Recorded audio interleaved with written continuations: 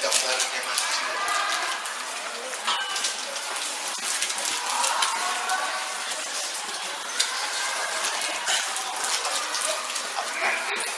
Saya tanya sama saudara nih, di dalam kemah suci itu ada ruang maha suci, ruang suci, dan halaman. Amin. Begitu kita masuk ke dalam halaman dari kemah suci itu, kita akan menjumpai yang namanya mesbah. Sebelum kita nggak bisa masuk langsung ke sini, nggak bisa. Kita nggak bisa masuk langsung ke ruang maha suci, nggak bisa. Tapi saudara perhatikan baik-baik, ada satu perabot yang dipakai Tuhan untuk menghubungkan antara saudara dengan Tuhan, dengan Bapa di surga. Ada satu perabot yang dipakai Tuhan untuk menghubungkan saudara dengan Bapa di surga. Namanya mesbah. Mesbah. Di atas mesbah itu ada korban. Di atas mesbah ada korban. Amin. Korban itu artinya pemberian. Korban artinya pemberian. Saudara memberikan sesuatu dan itu berkenan di hadapan Bapa di surga. Sekali lagi, saudara memberikan sesuatu dan itu berkenan di hadapan Bapa di surga. Persembahan yang sempurna hanya bisa saudara dapat lewat Yesus Kristus. Nggak ada cara lain. Oleh sebab itu, dialah persembahan yang sempurna itu. Tapi gimana Pak caranya? Apakah saya bisa menyatu dengan Bapa di surga? Apakah saya bisa bersentuhan dengan Bapa di surga? Saya bilang bisa. Saudara bisa bersentuhan dengan Bapa di surga lewat Yesus Kristus. Gimana Pak caranya? Gimana Pak caranya supaya persembahan saya, korban saya diterima oleh Allah? Gimana caranya? Saudara harus menjadi seperti Dia. Harus menjadi seperti Dia. Oleh sebab itu kalau saudara lihat di Imamat, saudara akan lihat 5 korban. Ada 5 korban. Yang pertama itu korban bakaran, korban sajian, korban keselamatan, korban penebus salah, dan korban penghapus dosa. Ada 5 korban, dan ini menggambarkan siapa Yesus dan gimana caranya lewat korban-korban itu saudara bisa menghampiri tahta kudus Allah. Sekali lagi, gimana caranya melalui korban-korban itu, korban itu menjadi sesuatu yang berkenan di hadapan Allah dan saudara bisa menjumpai Bapa di surga. Ini kan permasalahan kan sekarang. Sekarang saya ngomong sama saudara nih. Sekali lagi saya bilang, kalau kekristenan hanya sekedar selamat, betapa minim kekristenan itu. Sekedar selamat? Tidak, saya bilang tidak. Kita tidak sekedar selamat. Tapi begitu saudara percaya Yesus, saudara dipersiapkan menjadi mempelai Kristus, atau saudara dipersiapkan untuk mewarisi kerajaan yang tidak tergoyahkan. Kalau saya jadi seorang raja, saya hanya bisa mewarisi kerajaan saya hanya kepada sekutu-sekutu saya. Saya tidak pernah akan mewarisi kerajaan saya kepada orang yang tidak tunduk kepada saya. Lantas gimana Pak caranya? Saudara akan perhatikan, saudara perhatikan baik-baik. Lewat korban-korban, ada 5 korban ini. Ada satu kalimat yang mirip semuanya. Apa? Itu menjadi dupa yang harum di hadapan Tuhan. Itu menjadi wangi-wangian buat Allah. Itu menjadi sesuatu bau-bauan harum di hadapan Allah. Nah, pertanyaan saya sama saudara, apakah kehidupan saudara dan saya sudah menjadi bau-bau harum di hadapan Allah? Apakah kehidupan saudara dan saya sudah benar-benar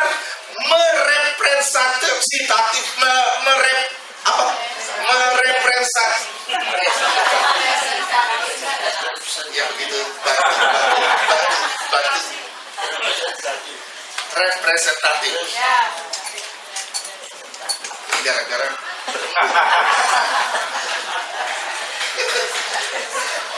Jadi apakah hidup kita benar-benar sudah mewakili Allah? Nah itu aja pakai bahasa Indonesia aja, daripada pakai bahasa Inggris rumit, tidak terbiasa.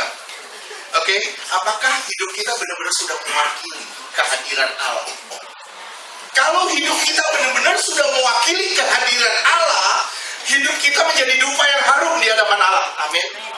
Dan hidup kita menjadi sesuatu yang berkenan di hadapan Allah.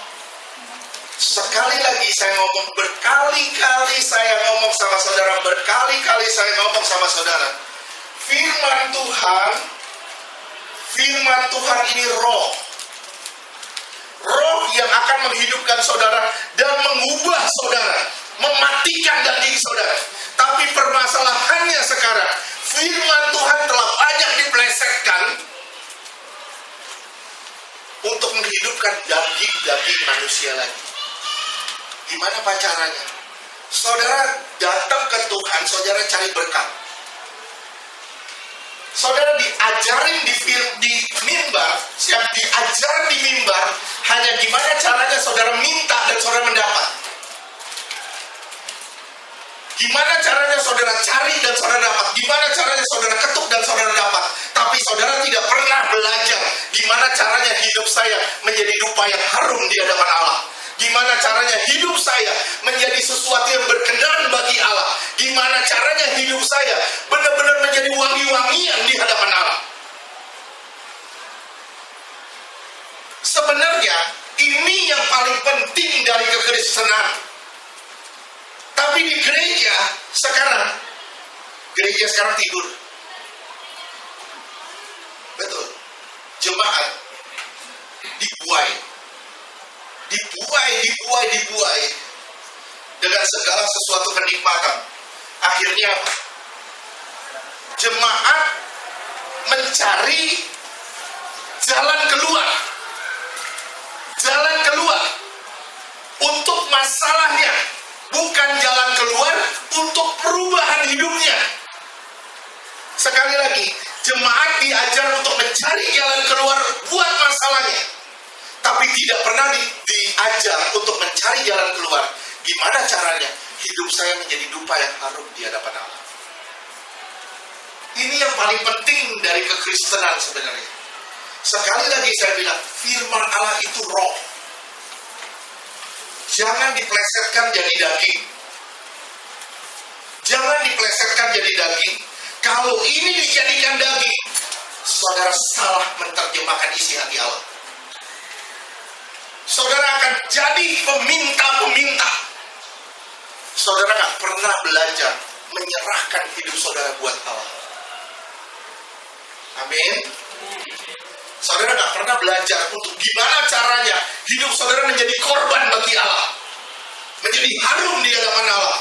Dan ini yang Tuhan rindukan. Hari ini kita belajar lagi mengenai teladan Yesus. Minggu lalu kita udah belajar teladan Yesus yang pertama lewat korban Allah, lewat korban umatnya. Teladan Yesus yang pertama saudara bisa lihat, kenapa sih disebut ketaatan yang nomor satu? Kalau saudara lihat korban bakaran itu menandakan ketaatan Yesus sampai dia taat menyerahkan nyawanya sampai mati di atas kayu salib. Itu ketaatan. Apa yang dia lakukan? Dia berjalan menyatakan kehendak Allah. Gimana caranya? Dia terus hidup di bawah kehendak Allah. Tuhan mau menyatakan ini kembali kepada ciptaan yang semula. Sekali lagi saya bilang, kalau saudara pernah ngikutin satu khotbah saya, kejatuhan manusia. Manusia hidup di Taman Eden, bersentuhan dengan Allah. Amin. Nah di situ manusia di bawah otoritas Allah. Tunduk sama Allah. Tuhan maunya gimana? Tuhan bilang jangan makan buah, jangan begini. Begitu manusia makan buah, jatuh. Turun ke taraf kedua. Taraf kedua apa? Di bawah pemerintah hati nurani. Hati nurani seperti apa? Saudara hanya tahu baik, buruk, benar, salah. Saudara hanya tahu baik, buruk, benar, salah. Itu toh. Buktinya apa, Pak? Adam dibuang, Hawa dibuang, putus hubungan dengan Allah. Amin. Tapi dia masih melakukan persembahan, masih melakukan penyembahan, masih berusaha mengontek Allah lewat korban-korban. Amin. Berarti dia masih tahu baik, buruk, benar, salah, tapi tidak hidup di bawah otoritas Allah. Nah, turun lagi ke taraf ketiga. Begitu manusia sudah rusak total, turun ke taraf ketiga, itu peristiwa Nuh. Saudara bisa lihat, manusia udah gak ada yang benar, udah gak ada yang beres, udah saling menyakiti, dosa jadi wajar, semua pelanggaran jadi kesannya gak ada lagi kepekaan isi hati Allah. Ini taraf yang ketiga. Nah, Tuhan datang ke dunia mengembalikan manusia ke taraf pertama, yaitu hidup di bawah otoritas Allah, tunduk kepada pemerintahan Allah. Amin. Nah, oleh sebab itu, saat ini kita belajar gimana caranya saudara tunduk kepada otoritas Allah. Oleh sebab itu, korban yang pertama yang paling disebut pertama kali apa? Korban bakaran. Itu yang menandakan ketaatan, pengorbanannya sampai dia taat, sampai dia mati di atas kayu salib. Filipi 2 ayat 8.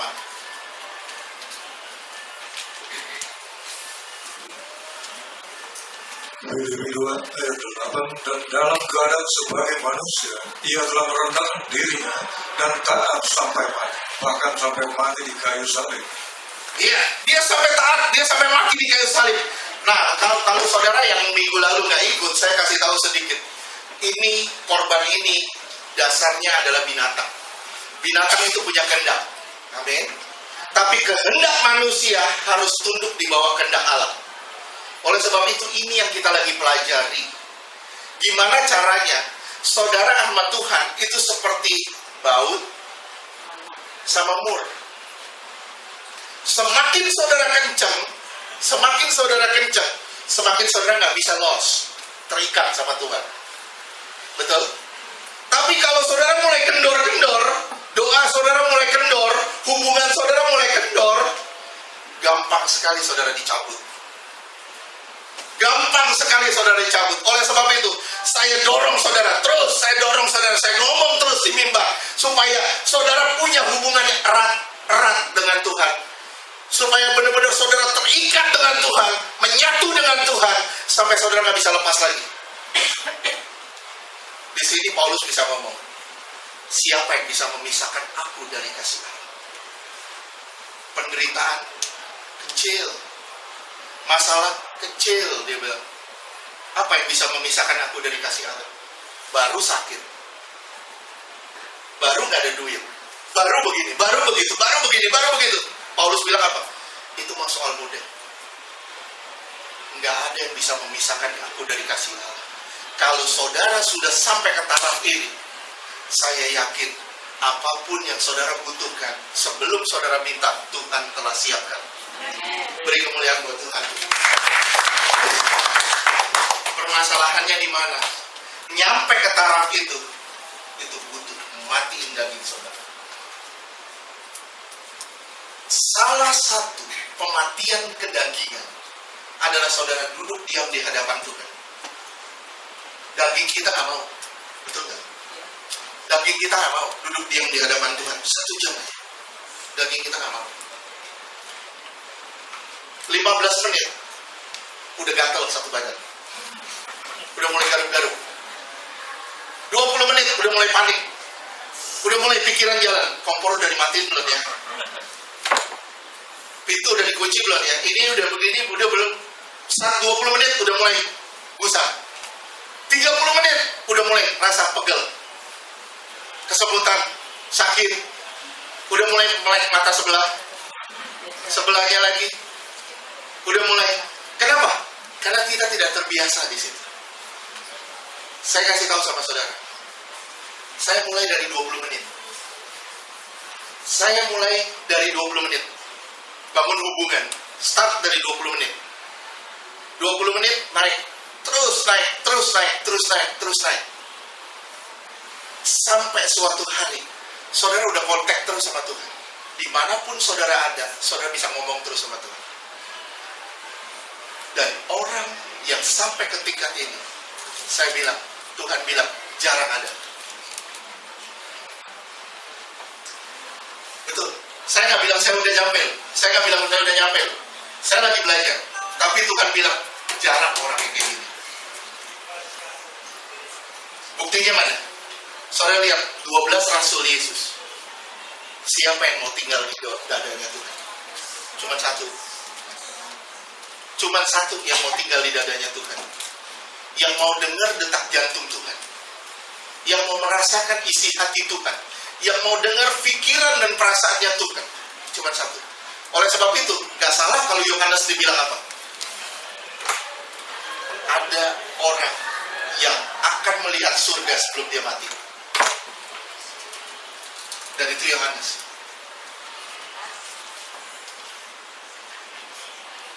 Amin. Saudara mau nggak lihat surga sebelum saudara mati? Mau banget kan? Mau banget. Saya kasih tahu ya, saya pernah 13 Mei, saya pernah kan. Itu direnggut nyawa saudara, keluar dari tubuh saudara, itu sakitnya luar biasa. Sakit demi kabur. Sakit sampai teriak-teriak saya malam itu. Saudara harus punya keintiman yang erat dengan Tuhan, seperti baut sama mur. Tambah hari, tambah saudara kencengin. Tambah hari, saudara tambah putar kencengin. Jangan tambah hari, saudara tambah los. Tambah hari, tambah los. Lama-lama copot. Tapi kalau saudara makin hari, saudara makin kencengin.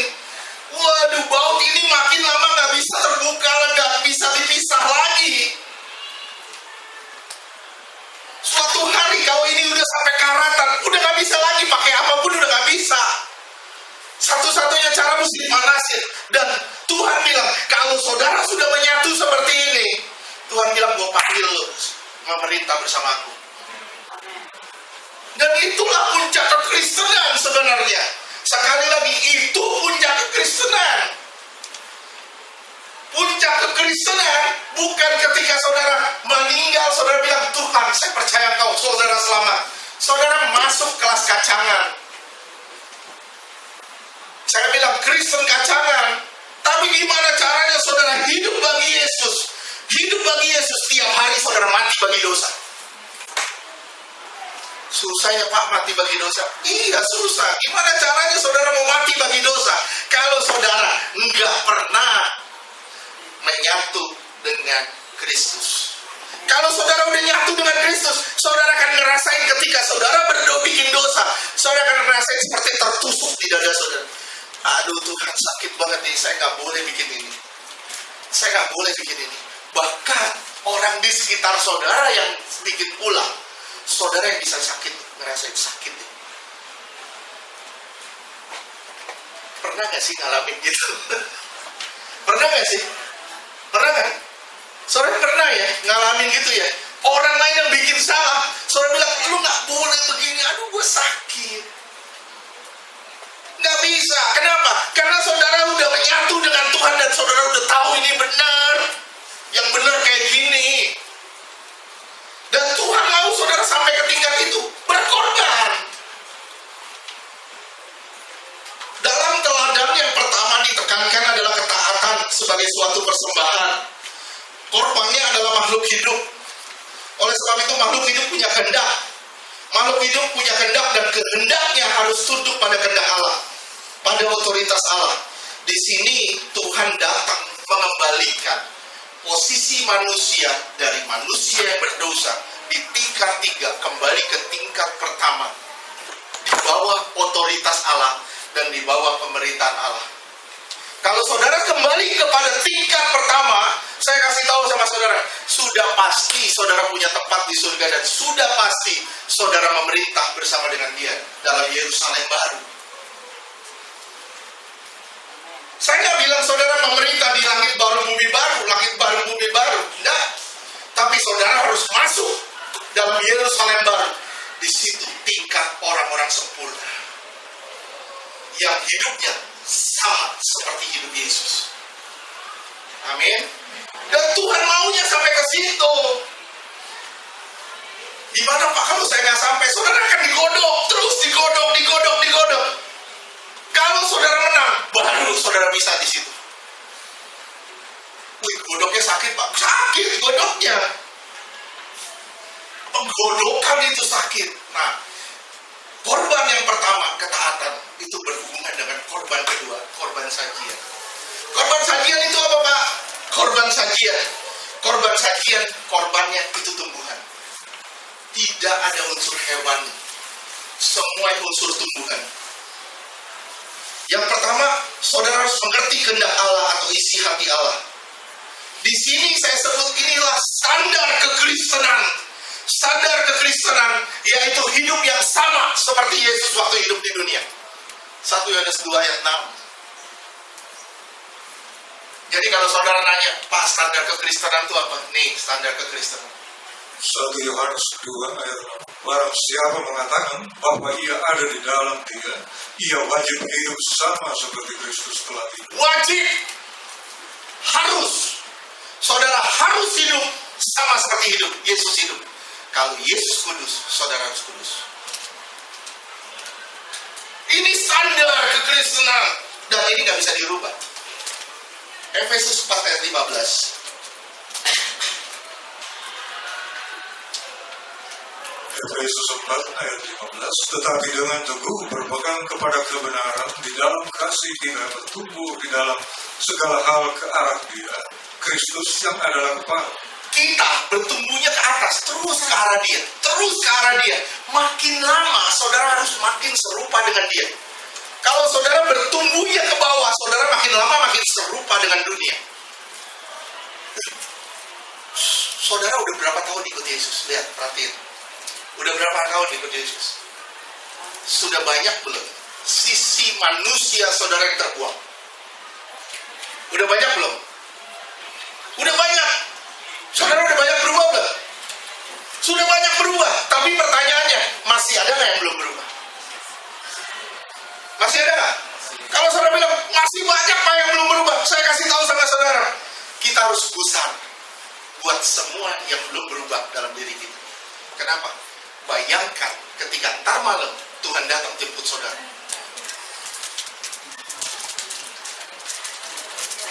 Pak Ferdi nakutin. Saya nggak nakutin. Saya bukan nakutin. Saya kasih tahu ya, maut itu nggak pandang umur. Satu hal yang nggak dipandang maut adalah usia. Nggak peduli dia. Tapi yang pasti, kalau saudara ikut Tuhan dan benar-benar di dalam Tuhan, saudara nggak akan pernah takut sama kematian. Nggak pernah akan takut sama kematian. Kenapa? Saudara sudah benar. Hidupku adalah Kristus, mati itu keuntungan bagi aku. Mati itu keuntungan buat saudara. Oleh sebab itu, saudara harus hidup sama seperti Yesus hidup. Dan disinilah standar kekristenan yang diberikan oleh Tuhan.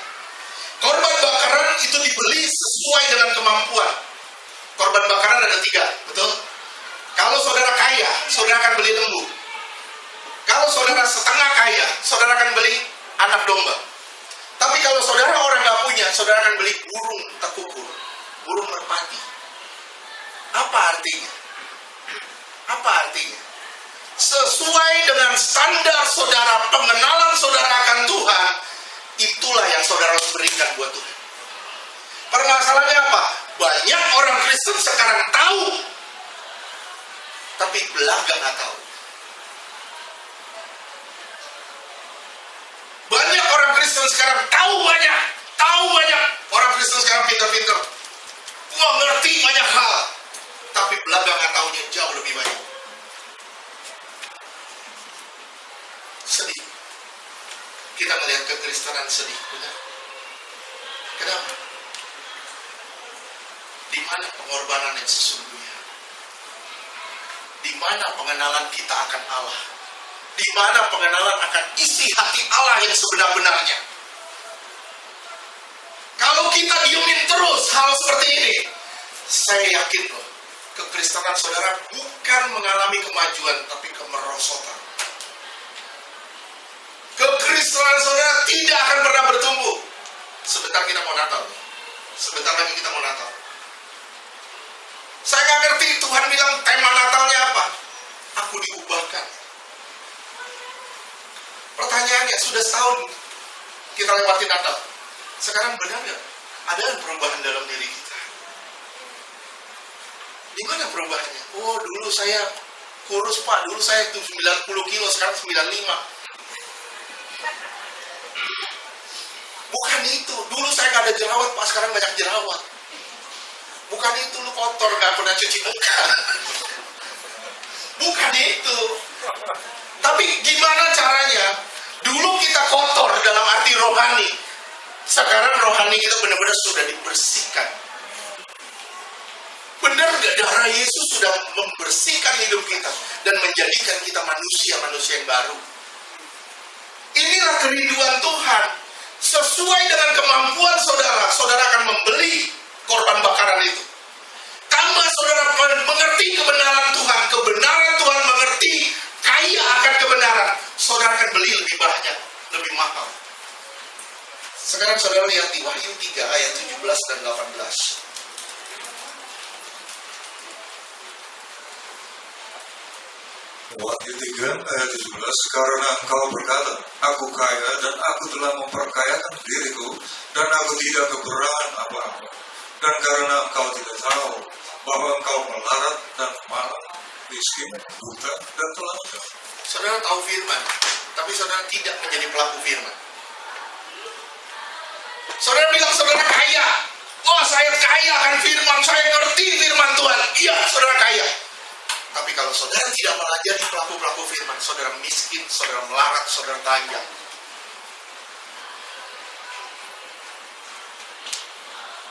Betul nggak? Saya ngomong, enggak, firman Tuhan yang ngomong. Kita merasa kita kaya. Oh, saya tahu itu nggak boleh. Saya tahu begini-begini. Saya tahu isi hati Tuhan.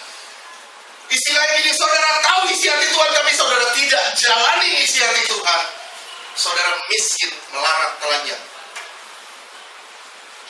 Amin. Terus 18. Maka aku menasihatkan engkau, Saudara udah miskin nih. Terus Tuhan bilang apa? supaya engkau membeli daripadaku emas yang telah dimurni. Lu beli emas, lu beli kebenaran itu. Beli. Pakai apa? Pakai apa beli? Gali dong.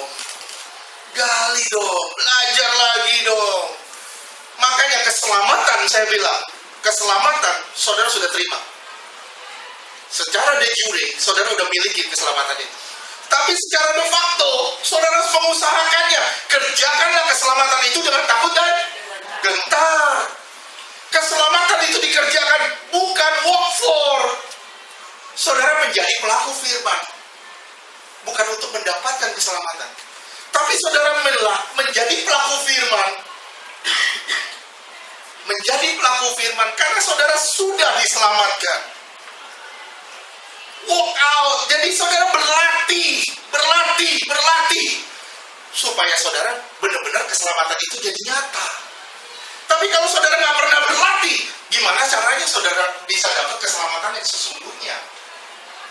Terus selanjutnya, beli emas yang sudah dimurnikan. Terus, agar engkau menjadi kaya dan juga pakaian putih, supaya engkau memakainya. Artinya, agar jangan kelihatan ketelanjanganmu yang memalukan. Kebenaran saudara punya, perbuatan juga harus benar.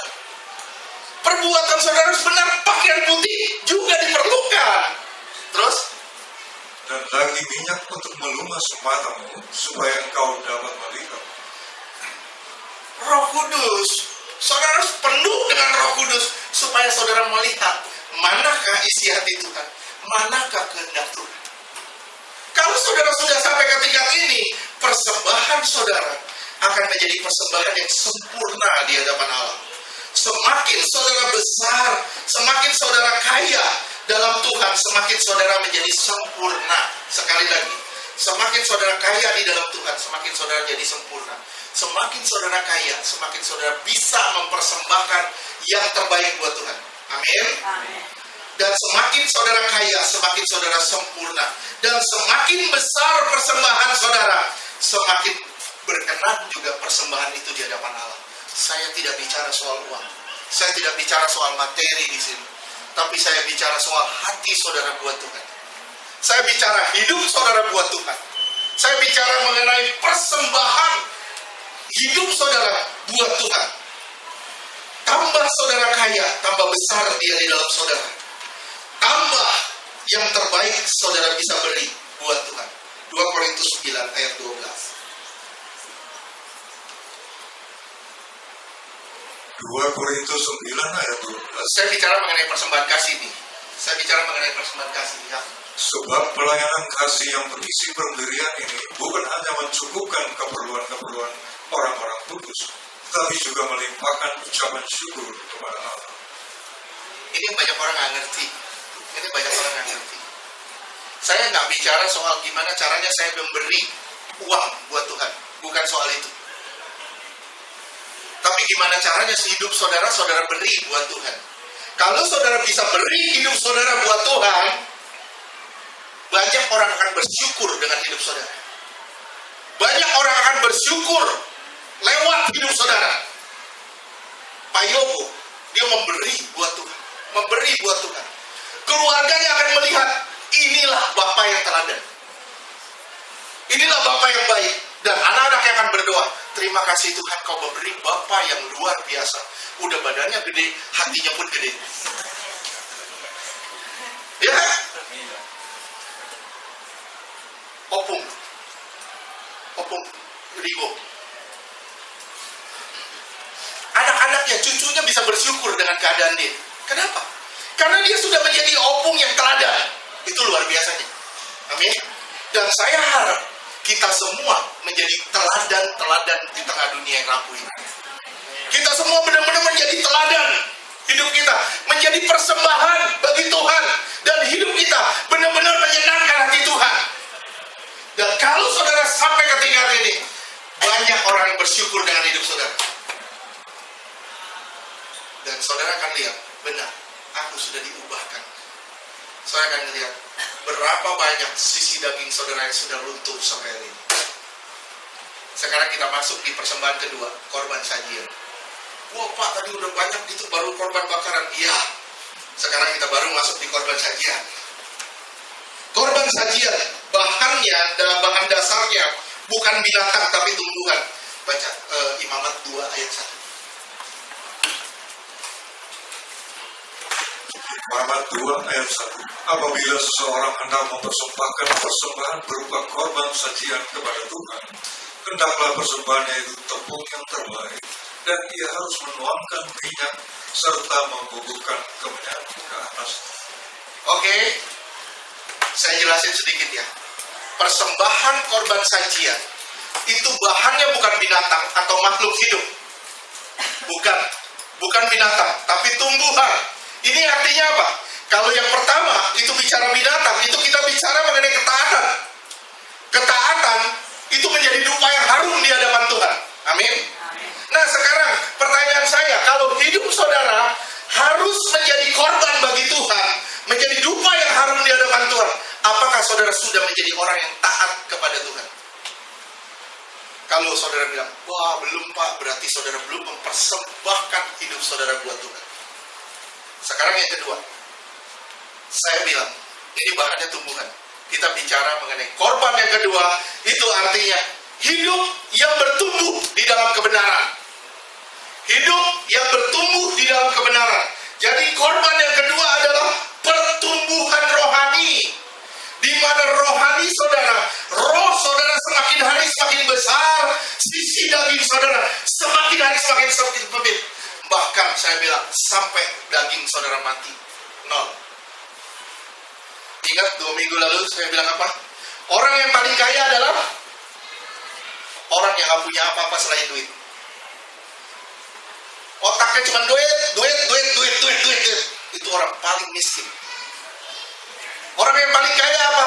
Orang yang gak punya keinginan apa-apa selain Tuhan. Itu kaya banget. Kenapa? Apapun yang dia punya, dia bisa bersyukur. Sekali lagi, orang yang paling miskin adalah orang yang otaknya cuma duit. Orang yang paling kaya adalah orang yang gak punya keinginan apa-apa selain Tuhan. Kaya banget dia. Orang yang begini, dia nggak pusing sama duit. Apapun yang dia punya, dia bisa beri buat Tuhan. Apapun yang dia punya, dia bisa beri buat Tuhan. Sekarang orang Kristen gimana? Kekristenan gimana? Saya selalu ngomong, saudara punya duit 5 juta, saudara bisa beli iPhone terbaru, saudara nggak pikir. Saudara punya duit 5 juta, mau kasih ke gereja, mau kasih ke hamba Tuhan, saudara pikir 3 kali, 4 kali, 5 hari. Betul? Manusiawi kan? Manusiawi kan? Manusiawi banget. Coba Samuel disuruh Tuhan, Sam, kamu punya duit berapa? 500, kasih Pak Ferdi.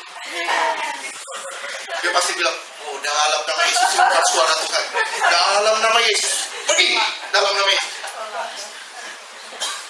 Ya, banyak yang begitu orang Kristen sekarang. Banyak yang begitu. Tapi saudara nggak pernah sadar kalau hati saudara melekat sama Tuhan. Apapun saudara bisa berikan buat Tuhan. Kalau saudara bilang, saya mau kasih nyawa saya buat Tuhan. Lu mau kasih nyawa, duit aja lu pelit. Lu mau kasih buat Tuhan, lu pikir terus. Saudara hari ini saudara pikir, wah Tuhan suruh saya kasih nih, sekian nih. Tuhan suruh saya kasih sekian. Saudara pikir. 3 hari saudara kurangin loh. 4 hari saudara kasih, saudara kurangin lagi. Lama-lama saudara akan memberi persembahan minimum. Sorry, maaf. Saya nggak akan ngomong persembahan nih. Saya nggak ngomong persembahan, sorry. Saya ngomong kekristenan. Kekristenan. Ini ciri orang Kristen sekarang. Kenapa? Duniawi kok. Betul gak? Kepeduliannya mana sama sesama? Kepedulian mana? Saudara lihat orang susah biar mampus loh. Saudara lihat orang bahagia, lu pelit lu gak bagi gue. Ini kekristenan.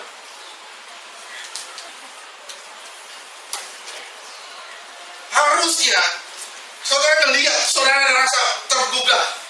Dan saudara akan lihat, begitu saudara memberi, saudara bisa memberi nyawa saudara. Saudara bisa beri orang. Saya kasih tahu ya, orang akan bersyukur dengan pemberian saudara. Dan saudara bilang, inilah ucapan syukur dari orang yang saya tolong.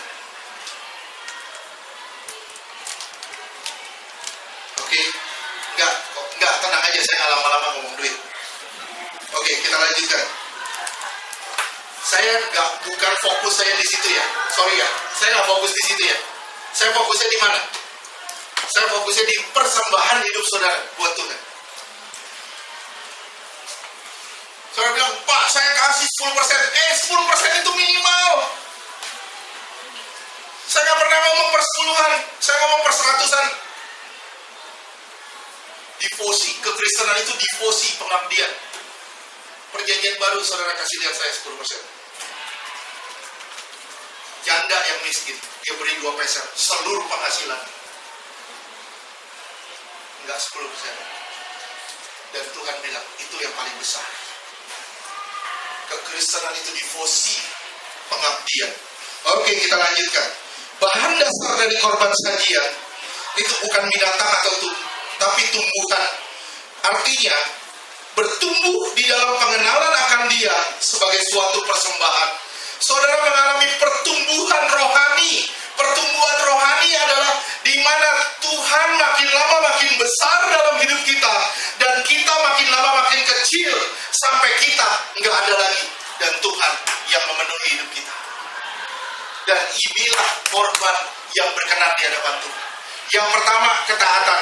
Saudara baru bisa taat kalau saudara masuk di dalam pertumbuhan rohani. Pertumbuhan rohani penting. Sangat bertalian dengan korban bakaran yang artinya ketaatan. Muncul dari pengenalan akan Dia.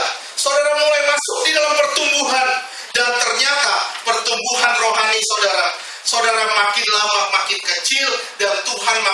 semakin besar. Itulah yang menjadi kesukaan Allah. Sekali lagi, apa yang menjadi kesukaan Allah? Di mana saya makin lama makin kecil, Tuhan makin lama makin besar. Itu kesukaan Allah. Saudara nggak butuh puji-pujian dari manusia. Saudara nggak butuh respon dari manusia. Yang saudara butuhkan, gimana caranya setiap saat hidup saya menyenangkan hati Tuhan. Dan gimana caranya hidup saya setiap hari menjadi korban bagi Tuhan. Amin. Dan ini saudara harus bertumbuh. Oke. Bahannya apa aja? Pertama, persembahannya itu tepung yang terbaik. Dia harus menuangkan minyak yang kedua. Yang ketiga, membubuhkan dengan kemenyan. Nanti kita belajar ya. Satu, persembahannya bagi Allah. Dua, persembahannya bagi imam. Dan satu, itu gak dimasak, tapi tepung itu dibakar begitu aja, atau dimakan begitu aja oleh imam. Yang kedua, tepung itu dibuat roti, baru dimakan. Oke, kita akan belajar ini. Yang pertama, tepung. Tepung bahannya dari apa? Tepung dibuat dari apa? Tepung itu dibuat dari gandum. Amin. Dibuat dari gandum. Gandum yang ditumbuk, diproses. Bahan utama dari korban sajian, adalah proses. Kalau saudara benar-benar mau ikut Tuhan, saya mau iring Yesus, Saudara mau iring Yesus kan? Amin. Sampai selama-lamanya kan? Bersedia tidak diproses sama Tuhan? Bersedia tidak diproses sama Tuhan? Yang amin sedikit. Diproses, tiap hari kita diproses. Saudara tinggi hati, saudara kan digesek terus digesek terus sampai saudara rendah. Saudara kan terus digesek. Ini namanya proses. Aduh Pak, sakit banget Pak. Iya, diproses, mau bikin apa? Pak, di skip boleh nggak? Nggak bisa. Tuhan nggak menjanjikan seluruh jalan kita mulus. Amin. Tapi Tuhan menjanjikan penyertaan yang sempurna di tengah badai hidup saudara, di tengah masalah hidup saudara. Tuhan menjanjikan penyertaannya yang sempurna. Itu aja. Dan Tuhan bilang, aku sekali-kali tidak pernah akan meninggalkanmu. Sekali-kali pun tidak akan meninggalkanmu. Berarti sampai kapanpun Tuhan gak akan ninggalin saudara. Kalau saudara hari ini sedang diproses, dibentuk sama Tuhan. Pak, gimana Pak? Sakit banget Pak. Kok kayaknya semuanya tertutup. Semuanya begini. Saya bilang sama saudara, pandang Tuhan. Kenapa? Tuhan tidak pernah meninggalkan saudara. Pandang Tuhan, lihat Tuhan, dan lihat penyertaan yang luar biasa. Ketika saudara bisa ngelewatin, hari ini saudara bisa lewatin, besok saudara bisa lewatin, lusa saudara bisa lewatin, tiba-tiba saudara sampai ke titik puncak, saudara bisa bilang, ternyata saya bisa ngelewatin masalah ini. Kalau saya pernah ngelewatin yang kayak begini, saya akan ngelewatin yang lain, yang lebih berat. Tapi saya percaya, bersama Tuhan, saya cakap menanggung segala perkara. Beri tepuk tangan buat Tuhan. Bahan utama dalam proses pembentukan ini adalah tepung dari gandum. Saudara akan mengalami proses demi proses. Saudara, kalau saudara menang, hidup saudara tidak sama lagi. Sekali lagi, kalau saudara menang, hidup saudara tidak sama lagi. Kalau saudara nyerah, kalah, hidup saudara akan kembali ke posisi sama. Tapi kalau saudara bisa menang, lewatin, saudara akan bilang, oh gue udah pernah lewatin, gue gak mau kalah yang kayak begini. Saudara akan lihat, bener loh, hidup saudara sudah tidak sama lagi. Mau bukti? Kita lihat. Kejadian 32 ayat 24 sampai dengan 28.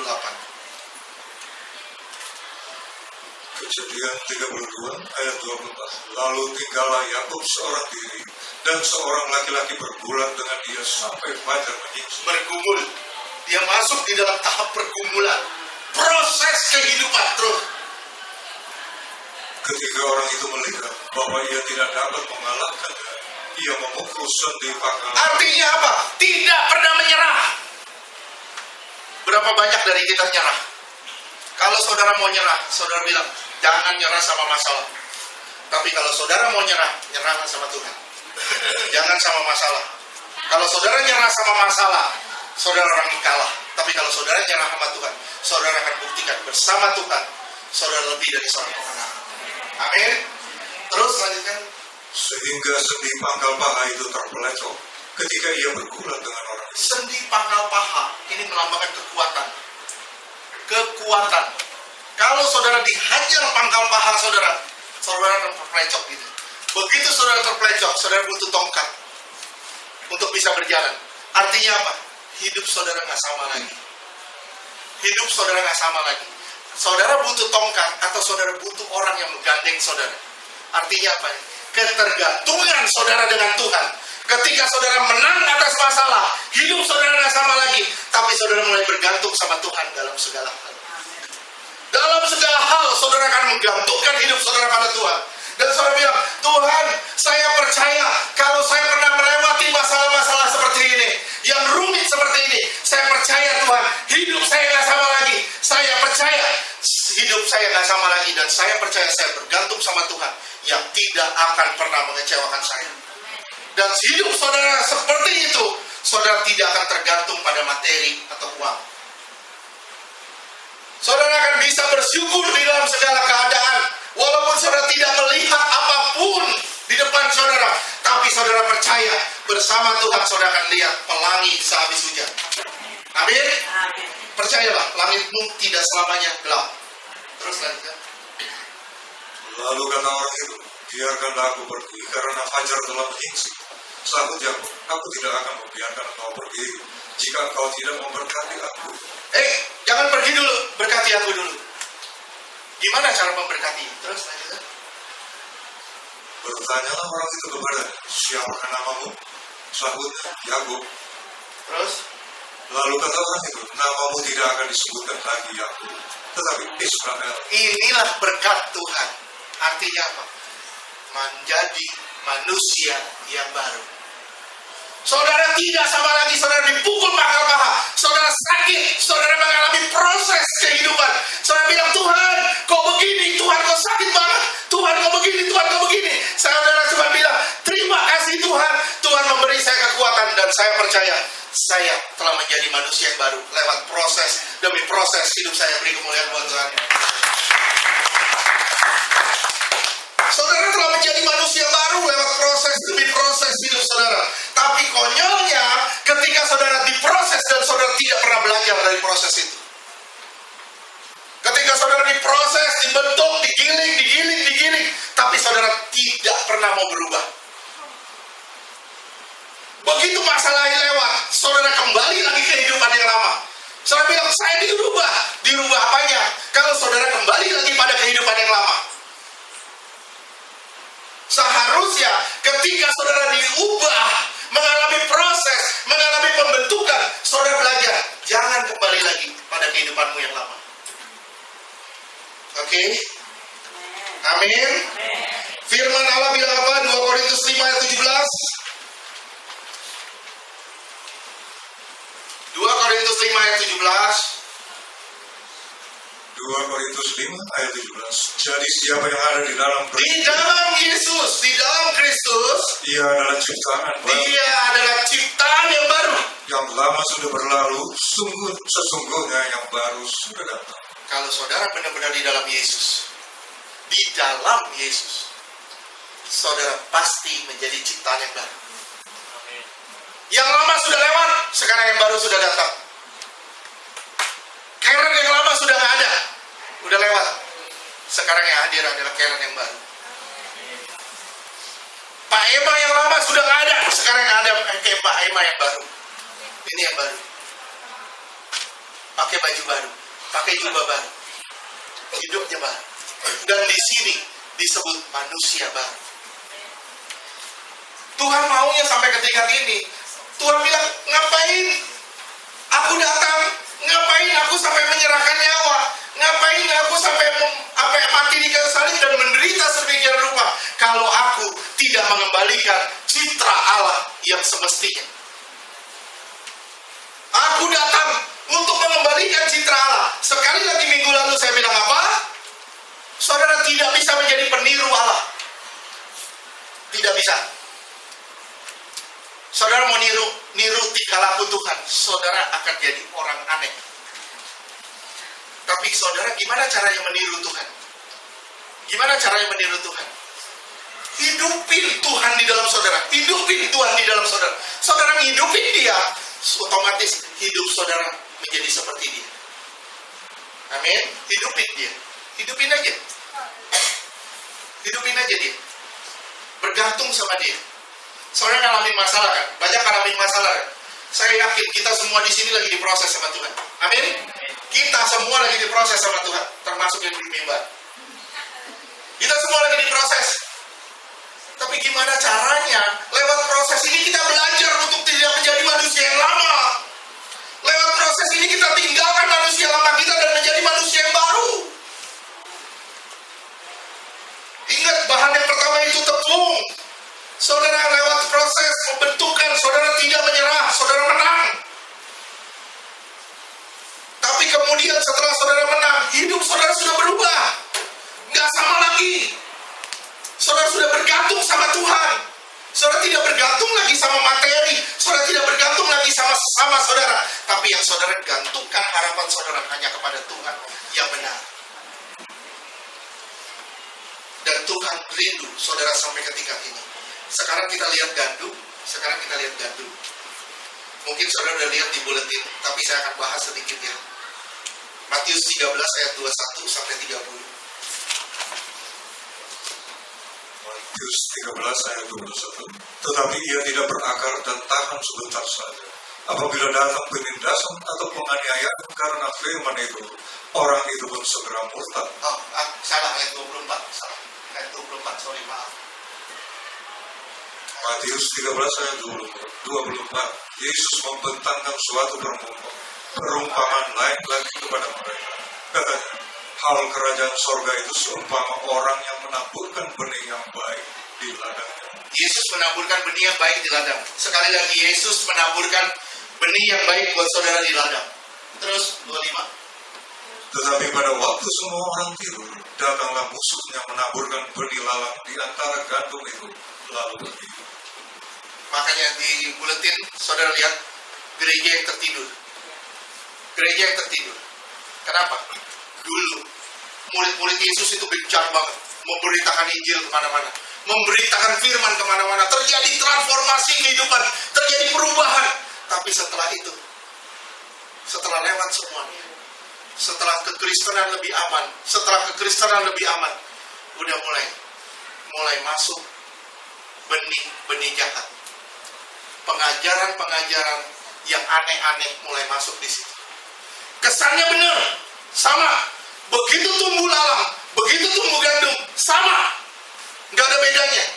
Tuhan bilang apa? Biarin sampai dia berbuah.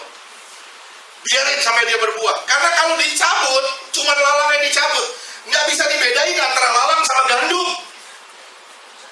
Nggak bisa dibedain. Tapi begitu berbuah, baru bisa kelihatan. Yang satu buahnya hitam, yang satu buahnya kuning kemasan.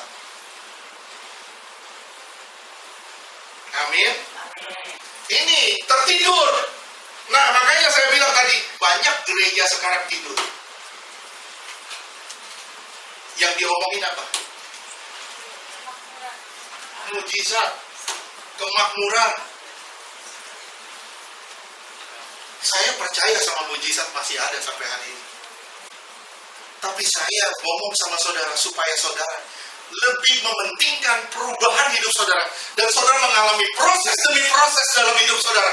Saudara melihat hidup saudara nggak boleh sama lagi. Jangan sampai musuh menabur semua yang enak. Kesannya sama. Firman Tuhan juga. Tapi begitu berbuah baru kelihatan. Semuanya kelihatan pada saat api datang. Api just datang baru kelihatan. Yang benar-benar di dalam Tuhan dia akan bertahan. Yang nggak di dalam Tuhan akan jatuh. Yang benar-benar di dalam Tuhan akan kuat. Yang tidak di dalam Tuhan dia akan sirna. Lihat aja. Buahnya saudara akan lihat. Terus lanjutkan. Ketika gandum itu tumbuh dan mulai berbulir, nampak juga lalang itu. Iya, ini begitu tumbuh baru kelihatan lalangnya. Baru bisa dibedain antara lalang sama gandum. Terus, maka datanglah hamba-hamba Tuhan ladang itu kepadanya dan berkata, Tuhan, bukankah benih baik yang Tuhan taburkan di ladang Tuhan? Dari mana ke lalang itu? dari mana lalang itu ya? Terus, ayat 28. Jawab Tuhan itu, seorang musuh yang melakukannya. Lalu berkatalah hamba-hamba itu kepadanya, jadi maukah Tuhan supaya kami pergi mencabut lalang itu? Cabut aja ya, cabut aja ya. Kenapa? Tumbuhnya nggak akan bagus kok, gandumnya. Tapi Tuhan tahu, ketika saudara tertanam lebih dalam di dalam Tuhan, saudara akan menyerap nutrisi lebih banyak. Dan saudara akan bertumbuh jadi lebih sehat. Makanya saudara harus lebih dalam Tuhan, lebih hari lebih dalam lagi, lebih hari lebih intim lagi. Sampai saudara benar-benar menyerap nutrisi Tuhan. Nutrisi Tuhan, nutrisi Tuhan. Saudara serap nutrisi Tuhan, tubuh saudara akan berubah. Tubuh saudara akan berubah, betul? Tubuh bukan jasmani, tapi tubuh rohani saudara akan berubah. Terus lanjutkan. Tetapi ia berkata, jangan, sebab mungkin gandum itu ikut tercabut pada waktu kamu mencabut lalang itu. 30. Biarkanlah keduanya tumbuh bersama sampai waktu menuai. Pada waktu itu, Waktu menuai itu akhir zaman, itu hari ini. Hari ini, sekarang ini. Terus, pada waktu itu aku akan berkata kepada para penuai, kumpulkanlah dahulu lalang itu dan ikatlah berberkas-berkas untuk dibakar. Kemudian kumpulkanlah gandum itu ke dalam lumbung. terus ayat 36. Maka Yesus pun meninggalkan orang banyak itu lalu pulang. Murid-muridnya datang dan berkata,